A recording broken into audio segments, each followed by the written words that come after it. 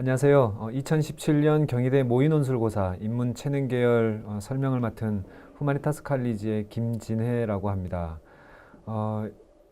이 설명을 일단 들으시려면 먼저 여러분들이 직접 저희 학교에 올라 있는 모의 논술 문제를 일단 직접 풀어 보시고, 그리고 이 설명을 듣는 게 논술고사를 준비하는데 조금 더 도움이 되지 않을까 싶습니다. 모든 글쓰기가 마찬가지인데 자신이 직접 글을 써봐야지 자기가 어떤 점에서 부족한 점이 있는지를 확인할 수 있는 거니까요. 직접 한번 풀고 이 강의를 좀 들어주셨으면 좋겠습니다.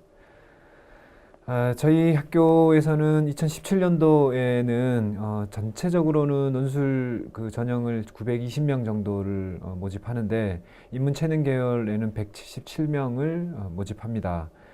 지난번 5월에 있었던 오프라인 모의 논술이 있었고요.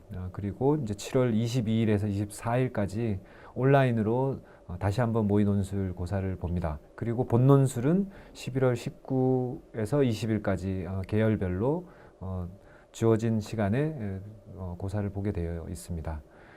논술 출제 유형은요, 저희들이 몇 년째 계속 유지를 하고 있습니다. 문제, 인문 체능계 같은 경우는 문제가 2문제이고요. 분량은 총 한 1,800자 정도 분량이 됩니다. 그리고 시간은 2시간이고, 출제 범위는 고등학교 교과서에서 다루는 주제를 벗어나지 않는 것으로 문제를 내고 있습니다.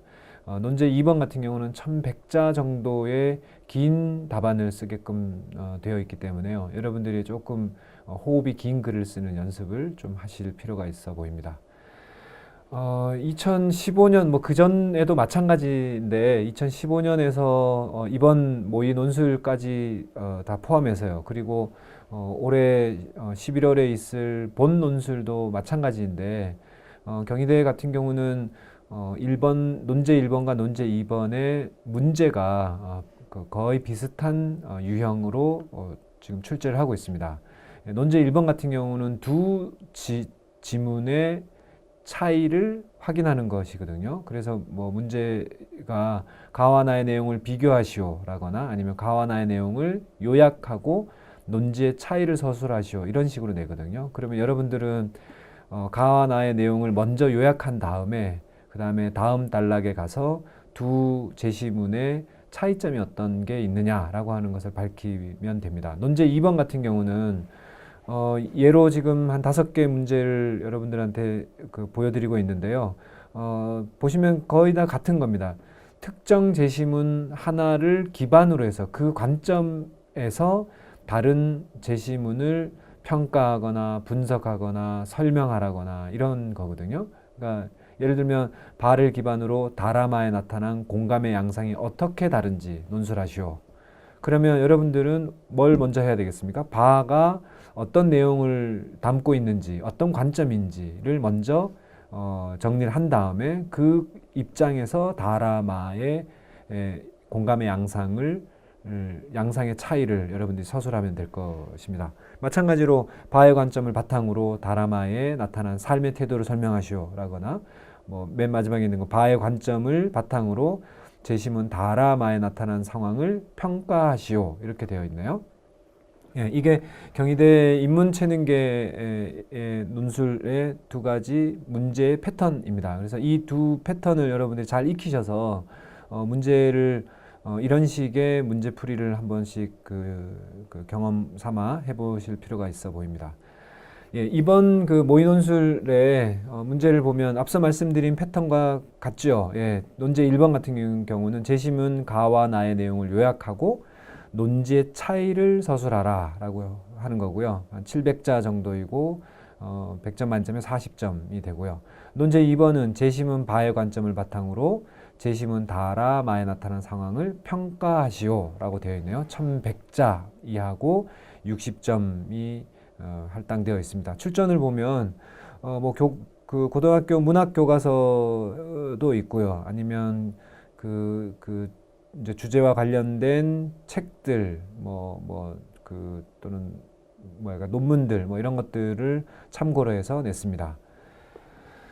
예, 그러면 이제 문제를 하나씩 한번 풀어보죠. 논제 1번 같은 경우는 출제 개요를 보면 뭐 논제 1번을 그 여러분들한테 낸 이유는 여러분들이 내용을 얼마나 적절하게 이해하고 요지를 잘 파악하냐, 그리고 그 파악된 요지를 중심으로 두 제시문이 어떻게 차이가 나는지를 비교할 수 있는 능력, 이런 것을 파악하기 위해서 출제했습니다. 이번 문제의 경우는, 그러니까 다른 문제, 이제 여러분들 본논술도 마찬가지인데요. 제일 먼저 여러분들이 고민해야 될 건 뭐냐면, 무엇이 공통의 주제이냐라고 하는 거예요. 그것을 한마디로 여러분들이 말할 수 있어야 됩니다. 그러니까, 가와 나는 무엇을 다루고 있다라고 하는 얘기를 여러분들이 할 수 있어야 되는 거죠. 이 두 제시문을 읽어본 학생들 알겠지만요. 아마 세계화와 관련된 얘기를 다루고 있습니다.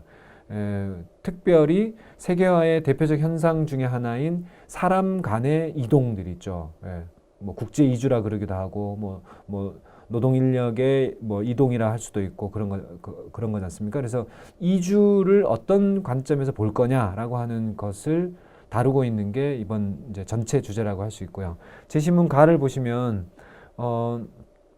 국제 이주라고 하는 것이 그렇게 나쁜 것은 아니다라고 하는 입장이고요. 나 같은 경우는 그것 때문에 그 빈부의 격차, 아니면 국가 간의 어떤 격차, 이런 것들이 점점 심화된다라고 하는 좀 부정적인 입장, 이런 것들을 읽을 수 있을 겁니다. 가 같은 경우는 이민이라는 게, 아니면 국제 이주라고 하는 게 인권 문제 같은 여러 문제를 낳긴 낳지만, 이민자들이 그러니까 자기가 사는 나라는 그러니까 일할 자리가 없으니까 다른 나라로 일자리를 찾아서 감으로써 일자리를 확보하고, 이민을 받는 나라 입장에서는 노동력을 확보할 수 있다는 점에서 양쪽이 다 이익이다라고 하는 그런 점을 지적하고 있고요. 특히 이민자는 자신의 소득을 본국에 이제 송금할 거 아닙니까? 그래서 송금하기 때문에 본국의 경제 문제를 해결하는 데도 도움이 될 거다.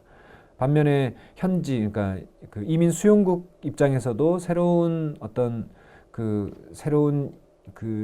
이민자들 때문에 새로운 문화나 아니면 세금 납부, 뭐 노동을 제공했기 때문에 내야 될 다양한 그 비용들, 이런 것들이 있기 때문에 그러니까 본국의 그 경제에도 기여하는 바가 있다. 그래서 양쪽이 다 도움이 된다라고 하는 입장이고요. 반면에 나 같은 경우는 세계가 어떤 세계화가 되어서 하나의 이제 글로벌화된 어떤 지구로 변화되고 있긴 하지만, 그것이 모든 어떤 국가나 어떤 시민들이 평등하게 잘 살게 되거나 모두가 행복하거나 그렇지 않더라.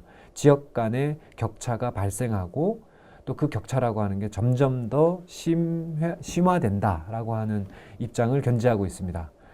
예, 그래서 이 두 가지의 입장을 요약하고, 그다음에 그 입장차가 뭐냐라고 하는 것을 명시적으로 밝히는 것이 중요하거든요. 그래서 가 같은 경우는 본국과 현지국 쌍방에 이익을 가져온다라는 점에서 긍정적인 영향을 미친다라고 평가할 수 있다라고 정리를 하고, 나 같은 경우는 양국 간의 경제적 양극화가 심화되기 때문에 국제 이주는 부정적인 영향을 미친다, 이렇게 이제 명확하게 설명을 하고 넘어가는 것이 좋습니다. 예, 뭐 비슷한 뜻의 이제 제시문에 있는 문장을 그대로 갖다 옮겨 쓰지 마시고요. 여러분들의 언어로 압축해서 표현해야지 좋은 점수를 받을 수 있습니다. 예시 답안을 보시면요. 첫 번째 문장은 이제 전체에 대한, 그러니까 그 가나에 대한 배경을 일단은 언급하는 거예요. 국가 간 교역의 증대 및 자본과 노동의 이동을 특징으로 하는 세계화는 전 지구적 연계를 강화하고 있다.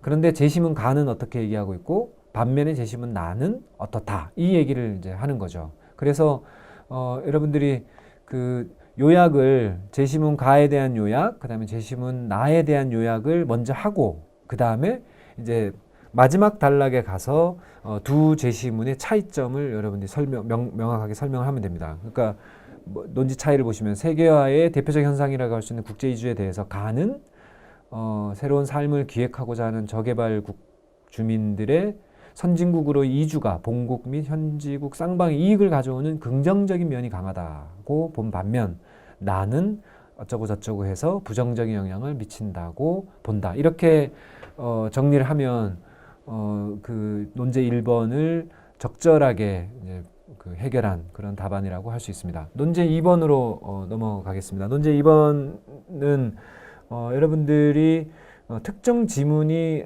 그 품고 있는 어떤 입장들이 있을 텐데요. 그 입장을 먼저 파악하고 그 입장에 근거해서, 그러니까 내 입장이나 다른 입장이 아니라 그 특정 입장을 기준으로 해서 다른 지문들을 평가하는 건데, 여기서 평가라고 하는 것은 다분히 뭐 긍정적이다, 부정적이다, 뭐 그 기준되는 제시문의 입장에서 봤을 때 부합한다 아니면 반대된다라고 하는 그런 이야기들이 이제 되어야 되는 거죠.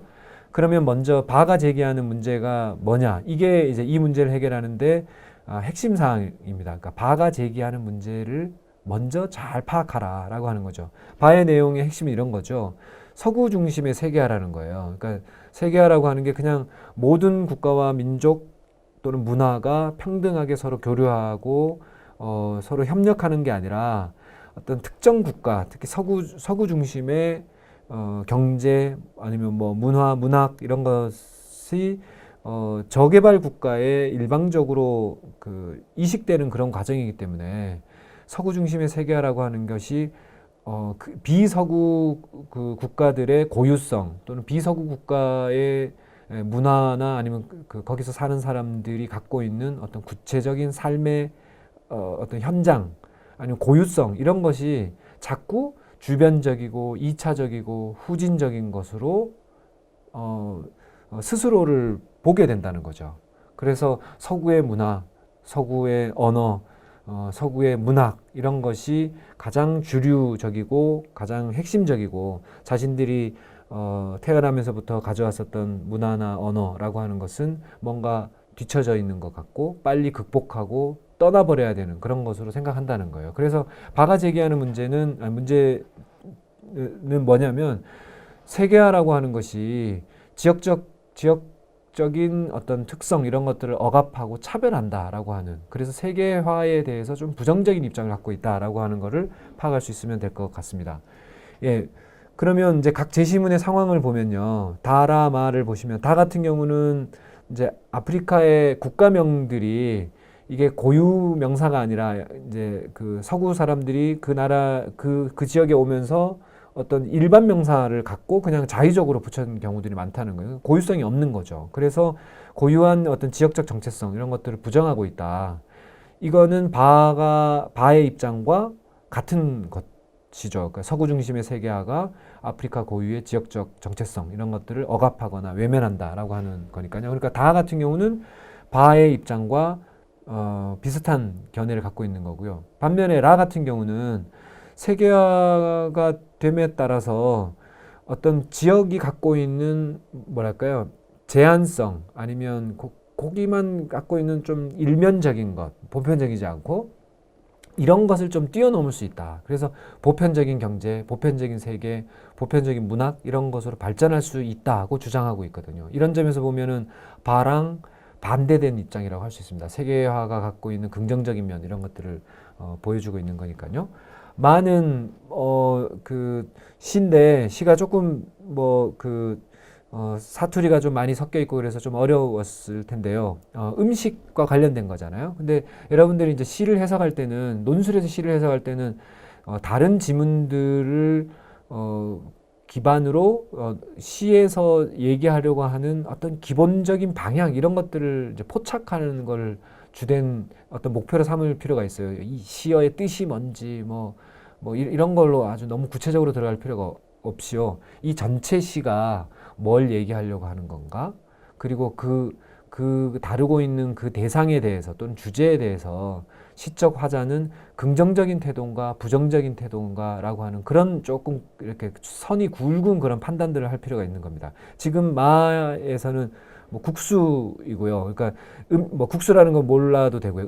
어떤 음식이 있는 거죠. 그 음식과 관련해서 그동안 식구들이 어떻게 모였고 무엇을 어떻게 차렸고 서로 나눴던 이야기들 이런 것들을 떠올리면서 그것에 대한 추억, 아련한 추억 이런 것들이 있거든요. 그러니까 왜 그러냐면 이제 일제 그 강점기 때 뿔뿔이 흩어진 어떤 가족들 아니면 민족 이런 것에 대한 그리움을 얘기하는 것이거든요. 이 얘기는 뭐냐면 이전에 공동체를 이루고 가족을 이루고 한 가족이 한 마을에서 아니면 한 집에서 서로 아웅다웅하면서 사는 그 모습이라고 하는 것이 이 전체 논술에서 나오는 얘기들이 있지 않습니까? 그러니까 세계화라고 하는 것과 좀 이렇게 대비된다라고 하는 거예요. 그래서 지역적인 삶 아니면 가족적인 공동체 문화 이런 것의 복원 아니면 그리움 이런 것을 토대로 이 시가 만들어졌다. 그러면 이 시를 쓴 사람 아니면 이 시에 나오는 시적 화자의 태도라고 하는 것은 세계화나 아니면 공동체가 파괴되어서 뭔가 다 흩어지는 것, 외부적인 어떤 영향, 억압 이런 것에 대한 분명한 거부의 태도 이런 것을 갖고 있다라고 판단할 수 있는 거죠. 그러니까 마 같은 경우는 바가 제기하고 있는 문제의식이나 아니면 태도와 유사하다고 할 수 있는 겁니다. 그러면 정리를 하면은 다라마 중에서 다와 마는 바가 제기하는 어떤 입장과 유사하고 라 같은 경우는 바의 입장과는 좀 반대되는 그런 태도를 지니고 있다라고 얘기를 할 수 있겠습니다. 네, 그래서 다 뭐 예시 답안을 보시면 이것도 뭐 그 경희대학교 그 입학처에 이제 논술 자료실에 보시면 뭐 저희들이 예시로 이제 올려놨습니다.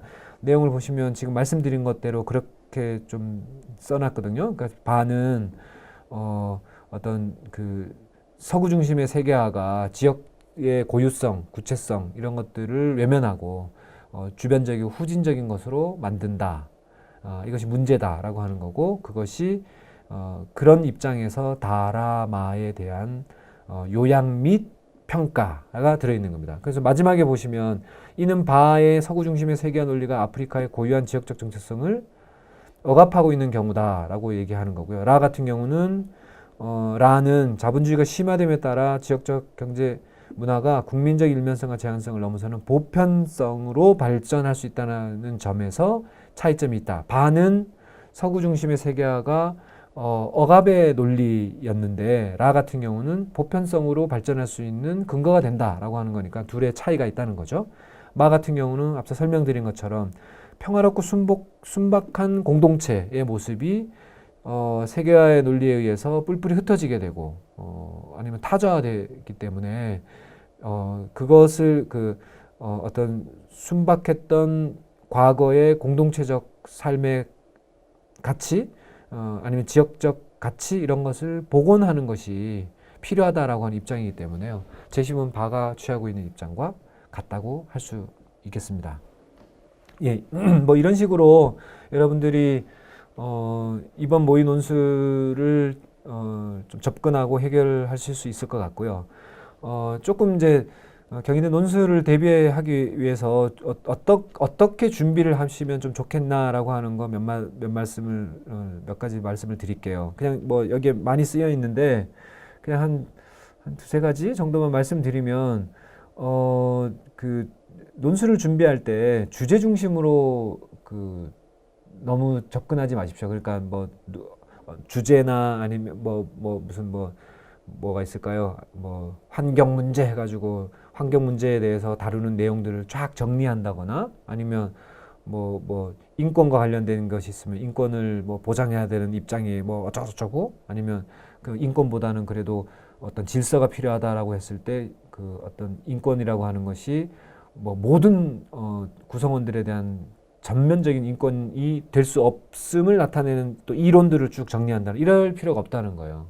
왜 그러냐면 여러분들이 논술에서 이제 대학에서 논술을 통해서 여러분들에게 알고 싶어하는 능력은 뭐냐면 처음 만난 제시문을 갖고 그 제시문이 무슨 얘기를 하는지 그 입장을 잘 이해하고 요약하고 그리고 그것을 또 다른 어떤 성격의 글과 비교해서 그 차이점을 발견할 수 있느냐라고 하는 것을 묻고 싶은 거지 유명한 사람들의 명언이나 이론 이런 것들을 여러분들이 기억해서 쓰는 것 이런 것들을 원하는 것이 아닙니다. 그러니까 특정 주제를 뭐 기억하거나 이럴 필요가 없다는 거죠. 그러면 필요한 게 뭐냐?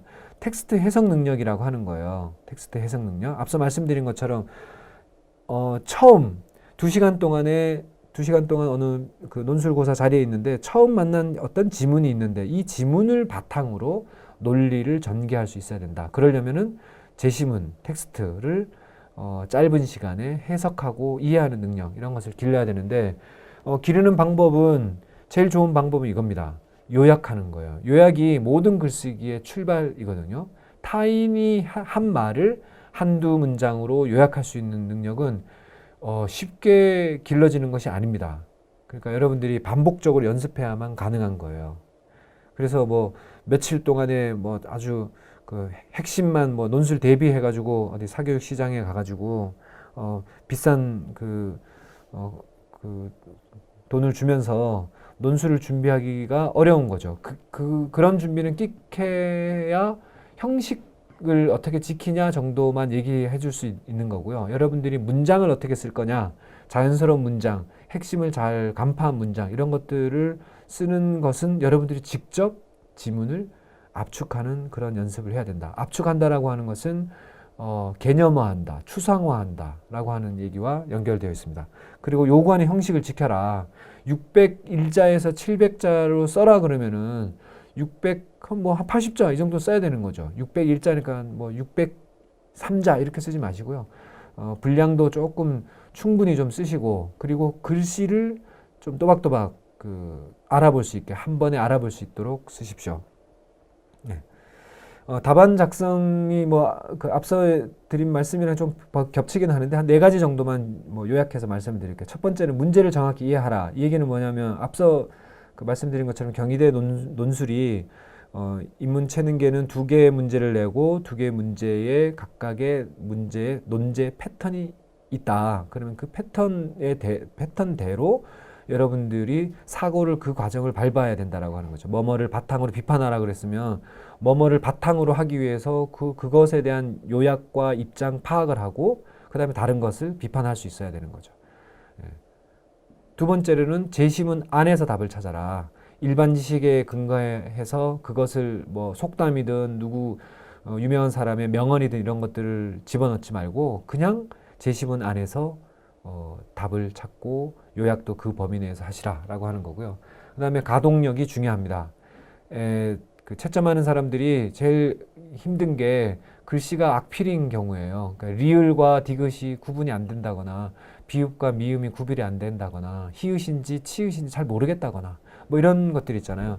글씨를 잘 쓰라는 건 아닙니다. 정성껏 천천히 쓰시라는 거예요. 그래서 깨끗한 글씨 그리고 문장을 간결하게 써라 라고 하는 말씀이고요. 마지막으로는 2갈씩으로 써라 라고 하는 거예요. 그러니까 아까 전에 논제 1번 같은 경우는 가나를 요약하고 둘의 차이를 밝혀라 그랬으면 첫 번째는 두 제시문은 뭐에 대해서 다루는 거다. 아니면 세계화가 요즘 화두다 이런 것들 이제 일반 배경에 대한 설명을 하고 그 다음에 뭘 해야 되냐면 제시문 가는 무엇을 말하고 있다. 라고 하는 얘기들을 2갈씩으로 쓰라고 하는 거예요. 제시문 나는 무엇을 말하고 있다. 그리고는 조금 자세한 상세한 설명은 그 뒤에 문장으로 배치하는 것이 좋은 평가를 받는 그 답안들입니다. 그런 유형들이 좋은 평가를 받더라고요. 예, 그래서 2갈씩 글쓰기 연습을 하시고 그리고 그 2갈씩으로 글 쓴다라고 하는 것은 주어진 제시문을 개념화하고 추상화할 수 있는 능력이 있다는 것이거든요. 그래서 그런 능력들을 여러분들이 좀 키우고 답안을 그렇게 작성하시면은 아마 좋은 논술 답안을 쓰고 또 좋은 결과를 얻지 않을까라고 하는 그런 생각이 듭니다. 예. 이상으로 모의 논술고사 인문 체능계 문제풀이를 좀 했습니다. 여러분들이 논술 준비라고 하는 것은 다른 공부도 마찬가지인데 특별히 더욱 논술고사 준비는요. 여러분들이 한 번이라도 직접 답안을 작성해보고 예시 답안과 풀이가 있으면 그것과 비교해 보면서 자신이 미흡한 점이 뭔지, 문장을 잘 못 쓰는 건지, 요약 능력이 떨어지는 건지, 아니면 제시문 간의 차이를 명확하게 간파한 능력이 좀 떨어지는지 이런 것들을 자기가 직접 알게 되는 거거든요. 그래서 여러분들 직접 좀 한번 푸시면서 논술고사를 좀 준비하시면 좋겠습니다. 예, 지금까지 잘 들어주셔서 고맙습니다. 안녕히 계세요.